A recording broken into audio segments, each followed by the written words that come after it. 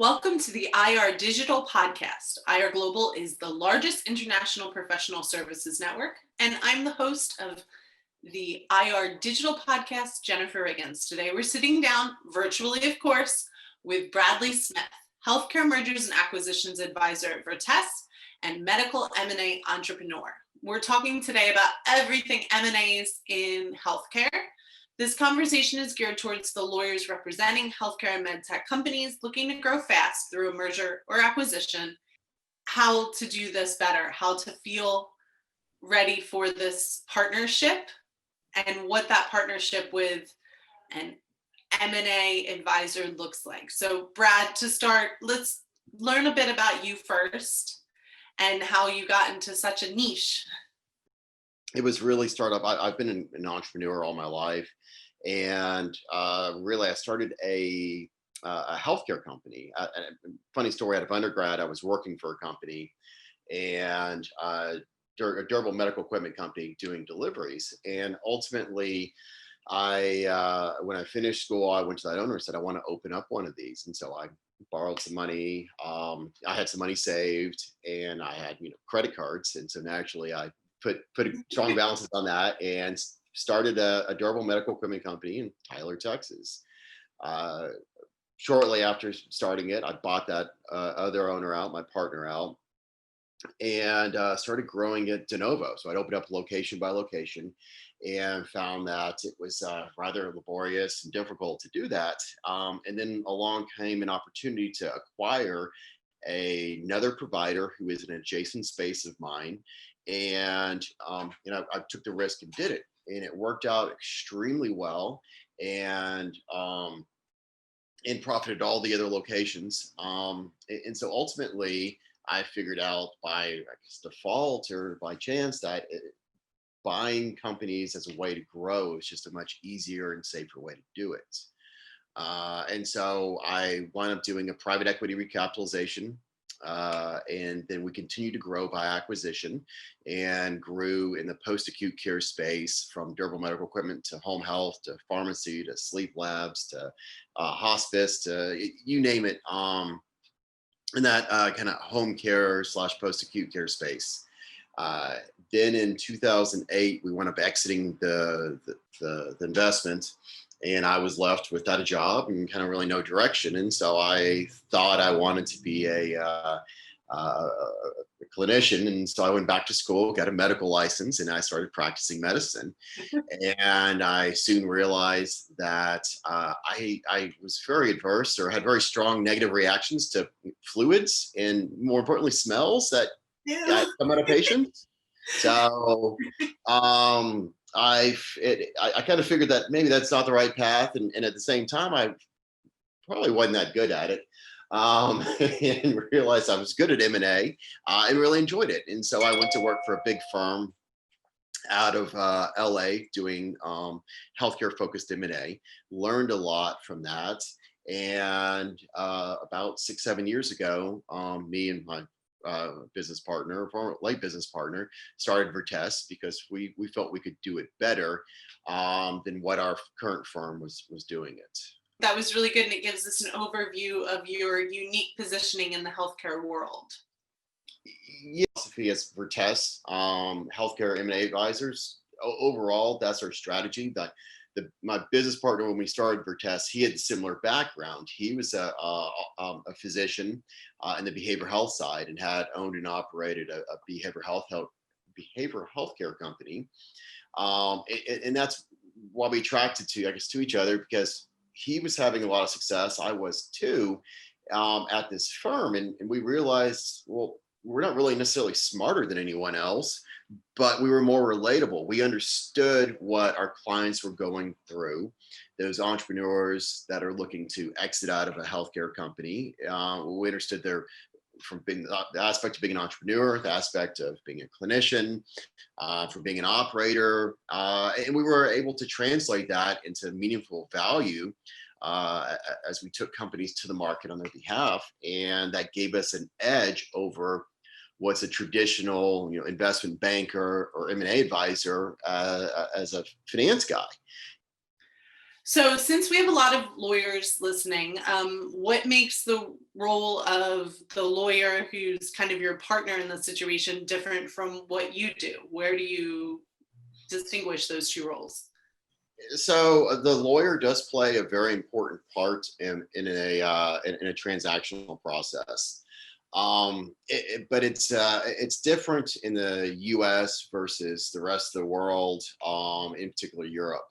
Um, and I guess what attorneys a lot of times need to understand, especially those that are not U.S. based, is the M&A advisor like myself. What we're good at, what we do, is we run processes, and we have Vertess, we have a litany of different processes that we run for our clients. But that's where we come in and really add value to it, to the client, is kind of a whole bunch of different ways, and that's from preparing a company for sale, managing the M&A process, adding credibility, making the market. We spend a lot of time coaching the sellers and owners of what to say, how to say it, and driving out what is valuable to buyers. There is the aspect of identifying buyers and sellers, which is a small part of it, but everyone gets hung up on that. Moreover, is we're creating the marketplace, we're creating value by understanding the niches that we're in healthcare and the nuances within that. Attorneys come in and play a pivotal role, usually towards the contracting side of it, a little bit within the diligence. But more importantly, in the purchase agreement, whether that's a SPA or APA, that's where they come in and play a pivotal role, because they're going to know intricately the laws for their jurisdictions, in all those different nuances within that. Whereas we're going to understand the nuances of the deal, of what's market, what's not market, and how to present value, because value is derived differently to different people, in particular different buyers, whether that's a strategic buyer, a private equity buyer, or independent buyer. So what does it even mean to prepare a company? I have visions of people preparing their house for resale. It's a great question, and it is almost kind of similar to preparing a house for resale, because buyers have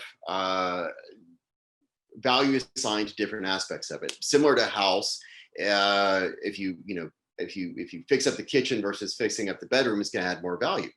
It works the same way, but on just very different levels, for companies. So within that, you're going to have two different major aspects. You have qualitative and quantitative. The quantitative is more of the baseline. You think of your financials. Within a body of financials, there's certain aspects of it that are going to attract more buyers and add more value to it than others. By working exclusively in healthcare and knowing healthcare companies, we know what those are. We know what the norms are. For example, a lot of times we'll open up and look in, and someone's cost of goods sold is out of market or out of line. That's an area of improvement. We can sit down and say, all right, let's go take 3 months, and you guys go renegotiate with your vendors and make those improvements, and so on.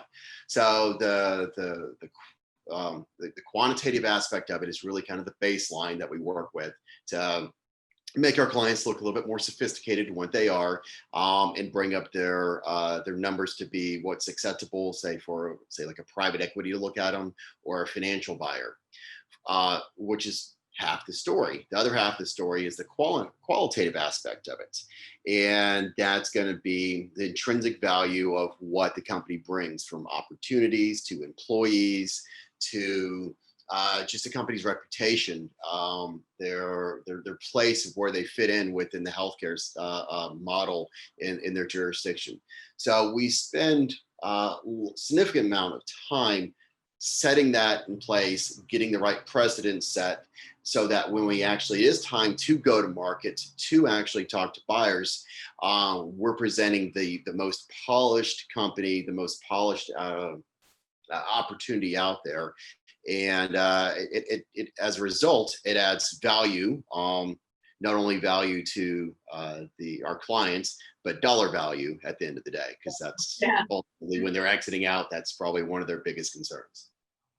for sure. Are there other differences about the healthcare industry in the mergers and acquisition space? Anything that makes it unusual or unusually challenging to navigate? I guess there's way more regulations than most industries, right?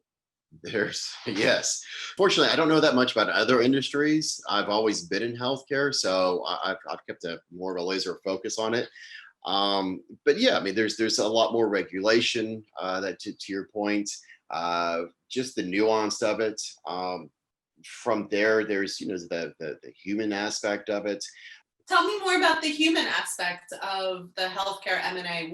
Where does the human factor in besides, I guess, in like helping them live better or live longer, the end user, but how is there human touch in the middle people that you are?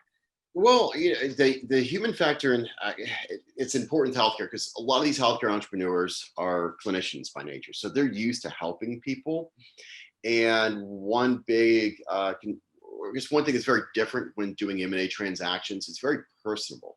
And one of the biggest ways that M&A advisor will help out is typically those entrepreneurs that are running a company.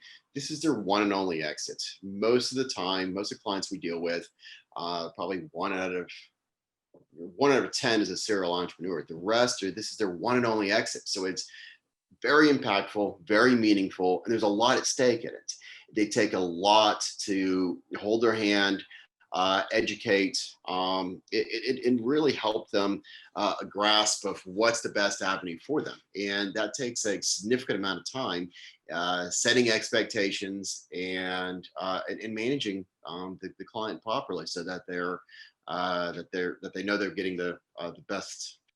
Totally makes sense, and it totally makes sense that they may need more handholding because they're not as adventurous as, say, a serial tech entrepreneur. So it makes sense that these healthcare entrepreneurs would not be used to this process and need, like you said, a little more handholding, and that adds a lot of value. So, how else talking more specifically about this crazy role I didn't know about 2 weeks ago, M&A advisors, how do you add value for the attorneys and their clients? Well, for the attorneys, I make their lives much easier.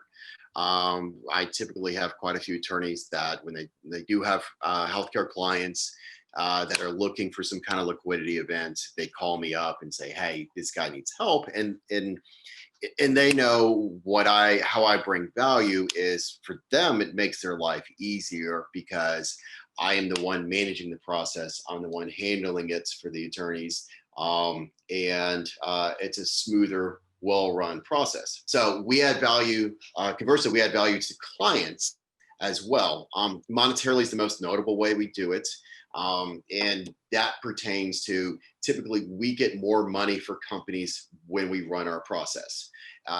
That's a proven pattern that we've done. A lot of times companies are valued based around earnings of say EBITDA and multiples of earnings. So if a company has $1 million that they put to the bottom line on an annual basis, and they may sell for a 10x of that, so $10 million. When we come in and effectively run a process, we will add an extra turn, if not 2 turns of EBITDA, sometimes higher. So a company could transact on its own for maybe a 10x multiple. We come in the process, we can up that to an 11 or 12x multiple. Oh, okay. That's a In lot of addition to that, upwards. yeah, but in addition to that, we know what's market and what's not market for these companies in particular.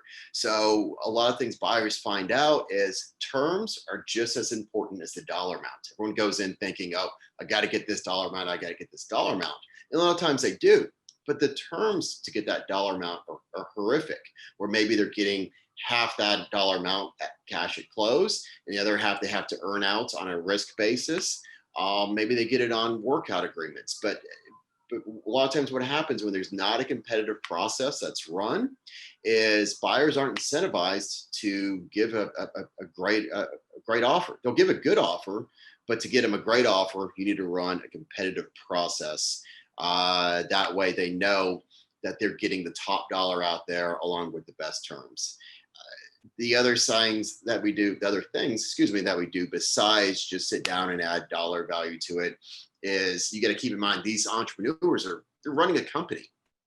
So it's a full-time job to run a process, talk to buyers, and do due diligence and all the different aspects that go on behind the scenes to get a transaction done. It's very difficult to run a company and do that at the same time. Not to mention the negotiation aspect of it, the structuring, and everything else that goes along with it. Oh, for sure. I guess, especially if you're trying to sell, you don't want to be spending time doing anything else than making sure you're selling in your company right now. Your company is making its goals, delivering on its roadmap, making good sales, things like that, because it's most important then to not get distracted with the next step, because the founders of the company or the owners of the company need to focus on making their company as successful as possible as long as they have it. Exactly, because I mean, you've seen it in the past too, when owners take their eye off the ball, their numbers start going down during a transaction process, which can typically run 6 months. The numbers start trending downwards. Those buyers start getting skittish and saying, "Well, hey, what's going on with the company? Why is it losing value?" And ultimately, that can hurt and decrease the market price. I just have to ask, because if I were an attorney, which I almost was, but changed my mind, I would be worried that your role would be taking my clients, would be taking my money away. So how does that factor in for the attorney? No, it's no, actually, it has really nothing to do with the other. The attorney will still. We're not attorneys over here. We can't do the legal work on it. The purchase agreements, the LOIs, the IOIs, the ancillary agreements, the employment agreements, all the documents, the schedules and everything that run alongside are still run by the attorneys.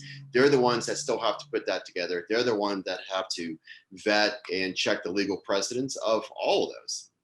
That's something that we're not capable of doing. That's not our expertise. Our expertise is transacting companies and extracting the highest value for those companies. The legal side of it stays 100% with the attorneys. So that's never been an issue. So it makes a logical partnership that adds a lot of extra value for the clients, but like you said, makes each other's lives easier as well. Exactly. Thank you so much, Brad. I know I've learned a lot about mergers and acquisitions in the healthcare market as a whole today. And thank you, listeners. These IR Digital podcasts are meant to be educational resources from experienced lawyers, accountants, and financial and other types of advisors like Brad with extensive knowledge on topics you as professionals need to know about. To learn more about IR Digital and its services, please visit irglobal.com. And if you found this episode useful, please consider sharing it with your colleagues. If our listeners want to get in touch with you to learn more about what you do and how Vertess works, and they're looking to maybe sell their healthcare business, or attorneys that have exciting healthcare clients, how do they get in touch with you, Brad? We'll take the boring ones too, not necessarily the exciting ones, but they can contact me either through the IR Global app or website, but feel free to email or call it bsmith@vertess.com, or my direct numbers +1 US 817-793-3773. And I have to ask, because you mentioned before that it's Latin. What does Vertess mean? It means truth in Latin. I should have guessed that. Verdad in Espanol. Well, thank you so much, Brad. And thank you, listeners. Have a great day. Thank you, Jennifer.